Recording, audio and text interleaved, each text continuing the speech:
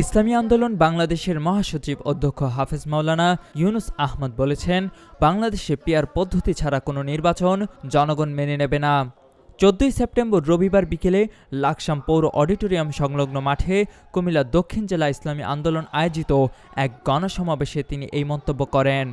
মাওলানা ইউনুস আহমদ বলেন, একটি সুষ্ঠু নির্বাচনের জন্য প্রয়োজনীয় রাষ্ট্র সংস্কার করে নিরপেক্ষ নির্বাচন কমিশনের মাধ্যমে নির্বাচন দিতে হবে। একই সাথে জুলাই আন্দোলনের ছাত্র জনতার উপর নৃশংস হামলা ও গণহত্যার দৃশ্যমান বিচার নিশ্চিত করার দাবি জানান তিনি। আমরা চাই দেশের মৌলিক সংস্কার করতে হবে।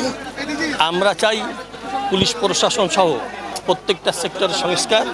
আমরা চাই লেভেল প্লেইং ফিল্ড তৈরি করা হোক, সমান অধিকার যেন সবাই থাকে, এটা নিশ্চিত করে এরপর নির্বাচন দিতে হবে। আমরা চাই জুলাই সনদের আইনি ভিত্তি দিতে হবে, তা না হলে দেখা যাবে এই জুলাই সনদ যেন তেনভাবে যদি প্রকাশ করা হয় তাহলে আগামীতে যার যার স্বার্থে ব্যবহার করবে, আর শহীদের আত্মার আমরা কি করব, তখন বিশ্বাসঘাতকতা করব। এই জন্য আমরা জুলাই সনদের আইনি ভিত্তি দিতে হবে দাবি।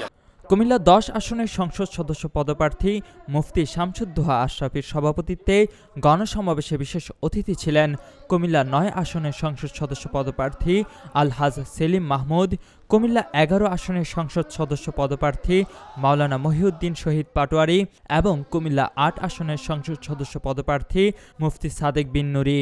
সমাবেশে ইসলামী আন্দোলন এবং এর সহযোগী সংগঠনের বিপুল সংখ্যক নেতাকর্মী উপস্থিত ছিলেন।